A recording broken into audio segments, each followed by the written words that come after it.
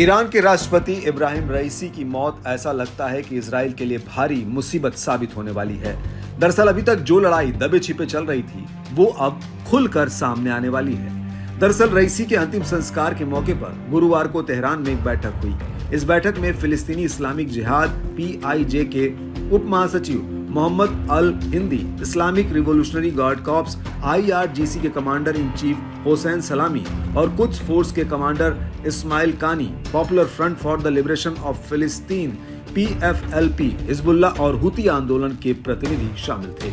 इस बैठक का नेतृत्व IRGC के प्रमुख हुसैन सलामी ने किया और उनके साथ हमास के राजनीतिक प्रमुख इस्माइल हानिये और नईम कासिम भी उपस्थित थे।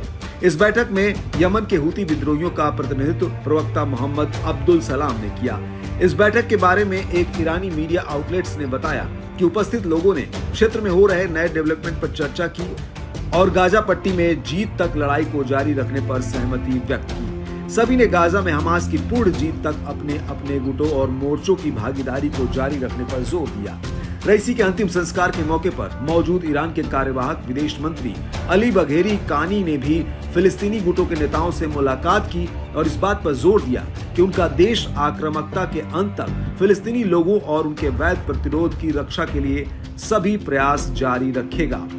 अली बघेरी कानी ने अपनी निरंतरता की घोषणा करते हुए कहा कि क्षेत्र तक पहुंचने की ईरान की नीति उसकी रणनीति का एक बुनियादी सिद्धांत है।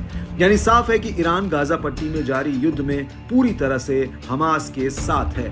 तेहरान में हुई बैठक से सामने आने वाली खबरों को देखते हुए स्पष्ट है कि हमास के सभी समर्थक उसके साथ हैं। अब देखना दिलचस्प होगा कि अमेरिका का अगला कदम क्या होगा, क्योंकि रईसी की मौत के कुछ दिनों पहले अमेरिका और इजराइल के बीच जुबानी जंग जैसा माहौल था।